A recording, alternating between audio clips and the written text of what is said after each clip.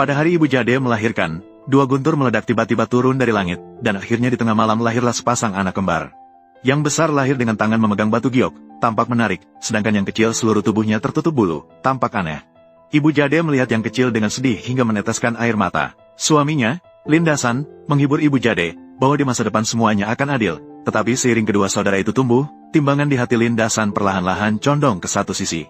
Yang besar bernama Permata Jade, pada usia 1 tahun sudah bisa berlari dan memanggil ayah dan ibu, dan pada usia 3 tahun sudah bisa membaca. Lin Dasan selalu memuji Permata Jade yang cerdas kepada siapapun, sedangkan yang kecil diberi nama Bulu Batu. Baru pada usia 3 tahun ia bisa berdiri dengan goyang-goyang, bahkan belum bisa memanggil ayah dan ibu, setiap hari bermain dengan kucing, anjing, dan hewan ternak di desa. Lin Dasan selalu melihatnya dengan kekecewaan dan menggelengkan kepala. Ibu Jade sering memeluk Bulu Batu sambil menghapus air mata, tetapi tidak bisa mengubah ketidakadilan suaminya. Pada tahun ketika kedua saudara itu berusia 5 tahun, Permata Jade menarik Bulu Batu untuk bermain air di tepi sungai. Namun, Permata Jade terjatuh ke dalam sungai, mengayunkan kedua tangannya dan berteriak minta tolong. Sementara itu, Bulu Batu hanya berdiri di tepi melihat. Tiba-tiba, ia melihat bibirnya bergerak, dan dalam sekejap, sekumpulan ikan dan udang hitam muncul dari dalam air, mengalir menuju Permata Jade, mengangkat lengan Permata Jade dan membawanya ke tepi.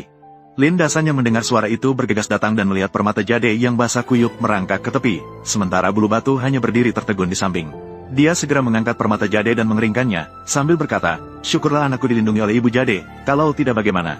Setelah itu, dia menoleh dan menatap Bulu Batu dengan penuh kekecewaan, sama sekali tidak melihat ikan dan udang yang bertebaran di air. Sejak saat itu, Lin Dasan semakin ketat menjaga Permata Jade, bahkan tidak membiarkannya berpakaian atau makan sendiri, sementara Bulu Batu sering pergi sendirian ke gunung. Suatu sore, dia masuk sambil menggendong seekor anak anjing yang sudah agak besar. Anak anjing itu berlumuran darah, tetapi matanya tajam. Lin Dasan melihat Permata Jade ketakutan dan mundur, langsung berteriak, "Dari mana kamu menemukan anjing liar ini? Cepat buang saja." Namun, Bulu Batu memeluknya erat-erat. Ibu Jade segera datang untuk menasihati, "Anjing ini terlihat cerdas, biarkan Bulu Batu memeliharanya. Saya akan mengawasinya, tidak akan membiarkannya mendekati Permata Jade." Lin Dasan akhirnya setuju. Setelah itu, terjadi beberapa hal aneh di desa. Sapi milik Wang Laohan hilang dan tidak bisa ditemukan. Bulu Batu diam-diam membawa anjing serigala ke gunung, dan pada sore hari, sapi itu muncul dengan pincang dari gunung. Kebetulan, Permata Jade melihatnya dan segera menarik sapi itu menuju rumah Wang Laohan. Warga desa melihat Permata Jade membawa pulang sapi, semua memujinya karena kemampuannya yang hebat dan kebaikannya. Permata Jade ingin menjelaskan, tetapi tidak ada yang mendengarkan. Warga desa malah mengira dia sedang merendah dalam perjalanan pulang. Permata Jade melihat Bulu Batu turun dari gunung, dan anjing serigala di belakangnya sudah setinggi setengah manusia, sekilas terlihat seperti serigala. Beberapa bulan kemudian, desa tiba-tiba dilanda wabah tikus. Ladang jagung yang baru ditanam sudah dimakan setengahnya, warga desa panik dan menginjak-injak tanah. Permata Jade melihat cara mengusir tikus dalam buku, segera memberitahu warga desa.